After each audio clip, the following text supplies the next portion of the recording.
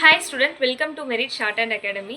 So previous வீடியோவில் எப்படி hall ticket download பண்ணணும் அப்படிங்கிற டீட்டெயில்ஸ் பார்த்தோம். ஸோ இந்த வீடியோவில் நீங்கள் எப்படி எக்ஸாம் அட்டன் பண்ணணும் அப்படிங்கிற ஃபுல் டீட்டெயில்ஸ் இந்த வீடியோவில் பார்க்க போகிறோம். ஃபர்ஸ்ட் ஒன் நல்லா சாப்பிட்டுட்டு போங்க. செகண்ட் ஒன் என்னன்னு பார்த்தீங்கன்னா ஹால் டிக்கெட் எடுத்து வச்சுக்கோங்க. அந்த ஹால் டிக்கெட் பிளாக் அண்ட் ஒயிட்டில் எடுக்கலாமா இல்லை கலரில் எடுக்கலாமா அப்படிங்கிற டவுட் கேட்குறீங்க. So whatever your choice, நீங்கள் பிளாக் அண்ட் ஒயிட்லேயும் எடுத்துக்கலாம் இல்லை கலர்லேயும் எடுத்துக்கலாம். ஓகேங்களா?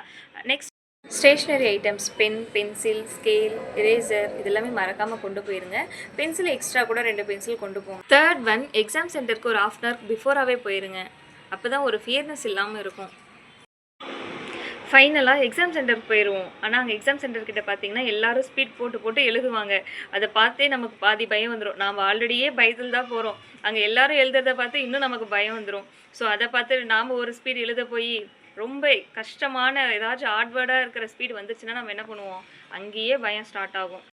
என்ன சொல்கிறேன்னா, ஃபைனலாக அங்கே போயிட்டு ஸ்பீடெல்லாம் அதிகமாக எழுதாமல் சும்மா 1 நிமிஷம் 2 நிமிஷம் ஸ்பீட் மட்டும் போட்டு எழுதுங்க.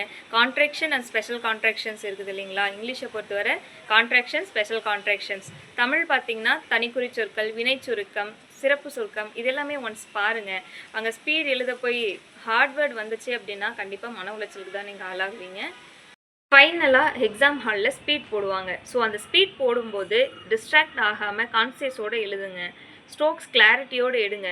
எடுத்த ஸ்ட்ரோக்ஸ் ஒன்ஸ் படித்து பாருங்கள். படித்து பார்த்துட்டு டிரான்ஸ்கிரிப்ஷன் பண்ணுங்கள். டிரான்ஸ்கிரிப்ஷன் பண்ணிவிட்டு ஸ்ட்ரோக்ஸையும் டிரான்ஸ்கிரிப்ஷன் ரெண்டுமே கம்பேர் பண்ணுங்கள். ஏன் சொல்கிறேன்னா, ஏதாச்சும் லைன்ஸ் விட்டு வந்திருப்போம். நம்ம பார்த்து எழுதிட்டு இருப்போம் ஸ்ட்ரோக்ஸு. நமக்கே தெரியாமல் ஸ்ட்ரோக்ஸோட லைன்ஸை நம்ம மிஸ் பண்ணிடுவோம். ஸோ அதனால தான் இந்த டீட்டெயில்ஸ் எல்லாம் நான் சொல்கிறேன் அப்படின்னா, இந்த மிஸ்டேக்ஸ் எல்லாம் நான் பண்ணேன். ஸோ இந்த மிஸ்டேக் நீங்கள் பண்ணக்கூடாது அப்படின்றதுனால தான் நான் இந்த வீடியோவில் இது எல்லாமே சொல்கிறேன். சரிங்களா? ஓகே ஸ்டூடெண்ட், எனக்கு தெரிஞ்ச டீட்டெயில்ஸ் மட்டும் உங்ககிட்ட ஷேர் பண்ணியிருக்கேன். ஏதாவது உங்களுக்கு டவுட் இருந்தது அப்படின்னா கமெண்ட் செக்ஷனில் கமெண்ட் பண்ணுங்கள். Okay, thank you.